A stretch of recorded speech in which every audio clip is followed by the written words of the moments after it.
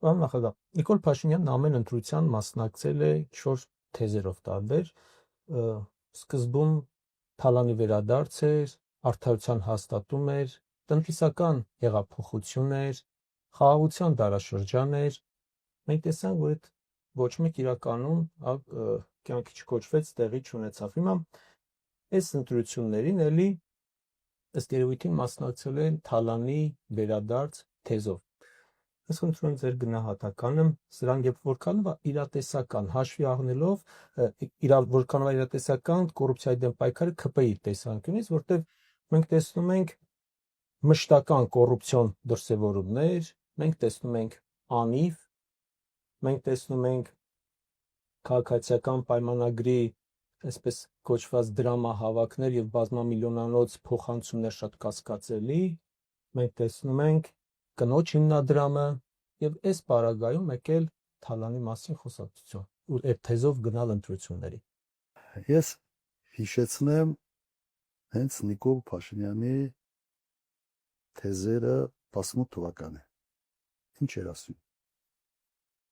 Ասում էր մենք ունենք փայլուն ժողովուրդ, կիրթ, խելոք, փայլուն ժողովուրդ, ունենք փայլուն երկիր, բայց ժողովուրդ ջան, դուք վատ եք ապրում, որովհետև այս նախկինները, այս թալանչիները, այս սա բարիկները տանում են ձեզ փայ չեր ասում, մենք այդ թալանացը կվերցնենք, կբերենք ձեզ կբաժակենք, բայց մենք ունենք փայլուն ժողովուրդ։ 7 տարի անց ինչ է ասում Նիկոլ Փաշինյանը։ Ասում դուք վատ եք ապրում, որովհետև դուք թամբալ եք, ծուլ եք, փնթի եք, վախկոտ եք, 13000 դեզերտիր։ Սա չէ։ 18 թվականի թեզերը եւ հիմիկվա թեզերը։ Եվ կոպիտ ասած կրթելու, լվալու կարիք կա այս ժողովրդին եւ կնոջ հետ լծվել են այդ գործին։ Ինչ է հիմա սա ասում։ Որովհետեւ ժողովրդի կյանքը չլավացել, հակառակը վատացել է։ Աղքատությունը մնում է այդ 24%-ի վրա։ Հիմա ինչ ես։ Կամ պիտի ընդունի, որ թալանչին ինքն է դարել համար 1, կամ այլևս 18 թվականի փայլուն ժողովուրդ եւ այլևս չի աշխատի։ Իսկ քանի որ հետո այսօրվա իշխանությունը ուղղակի վարպետ է։ Բոլոր մեղքերը գցել են ինչ-որ մեկի վրա։ Ուղղակի վարպետ են, չեմպիոն են։ Սենց բան կա, ասացված կա, ասում է խելոք մարդիկ դժվար իրավիճակում լուծումներ են փնտրում, իսկ ապուշները մեղավորներ։ Հիմա մենք առերեսվել ենք նման վիճակի հետ։ Հիմա կոռուպցիայի մասին։ Նայեք, Նիկոլ Փաշինյանը լրիվ նոր խոսք է ասել կոռուպցիայի գործում։ Սա ֆենոմենալ է։ Ես իրեն համարում եմ կոռուպցիայի Էյնշտեյն։ Օրինակ Անիֆի բանը դուք հիշատակեցիք։ Ստեղծել հիմնադրամ, լցնել այդ հիմնադրամը 65 միլիոն դոլարով։ Հարկատուների կողմով։ Հետո ստեղծել օֆիս։ Ընկեր Արազատ Խանամի բանման ընտանիքների անդամներ տեղավորել այդ օֆիսում, 2 ամիս այդ փողն անհետացել։ Այս մարդը Դեվիդ Կոպերֆիլդն է։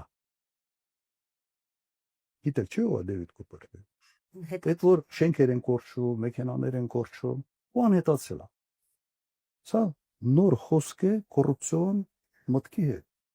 գործում, իսկապես նոր խոսք։ Սրանց ճակատներին պետք է sense տատու անել։ Կոռուպցիոն հանճարներ եւ երկիրը սարքել են sense կոռուպցիայի դրախտ։ Հիմա այդ մեկ օրինակն է, բայց լավ, սա նորացել է, հիմնադրամ համայնքական 100 միլիոն դոլար հիմնադրամից փոխանցվել է բյուջե եւ անհետացել։ Ո՞ր անհետացել է։ Արցանցային ես մասնակցել եմ այդ նիստի, այն ժամանակ ես հիմնադրամի հոգաբարձուների խորհրդի անդամ եմ։ Ասում հաշվետվություն գոնե պիտի ներկայացնեմ։ Ուր է գնացել այդ փողը։ Ասում էր, ում պետք էր, ինչի համար պետք էր ծախսել, վերջ։ Հետո ինչ որ թղթեր տվել են, չեն տվել, չգիտեմ, բայց պատասխանը սա էր։ Թուղթեր 100 միլիոն դոլարը եկել եւ անհետացել է։ Բազմաթիվ այլ օրինակներ։ Այդ մանկապարտեզի դեպքերը, որ գնում են այդ սա մանկական խաղեր է։ Ինչ որ չինարար մի քիչ ցեմենտա գողանը, մի քիչ արմատուրա, մի քիչ բան, որ թաղապետը մի քիչ փող ունենա, եվրոօպտիմիստն էլ փոխանցի իր տիրոջ։ Հիմա բայց սա համեմատության այն մյուս հարացների հետ սա ինձ մանկական ինչ որ բան է, չայևոյ է կոպիտ ասած։ Կոռուպցիոն դաշտի չայևոյն է։ Որ սենց փայ է ասում ուրիշներին։ Հիմա դուք ուզում եք ասել, որ 65 միլիոն դոլար կարա ցնդի ուղղակի եւ առաջի դեմքը դրա հետ առնչություն չունենա։ Նական հարցը սա, քանի տոկոսն է գնացել այդ օֆիսին եւ քանի տոկոսն է գնացել շեֆին։ Ես մի քիչ այլ փորձեմ նայեք, լայն ավելի այս հարցին նայել։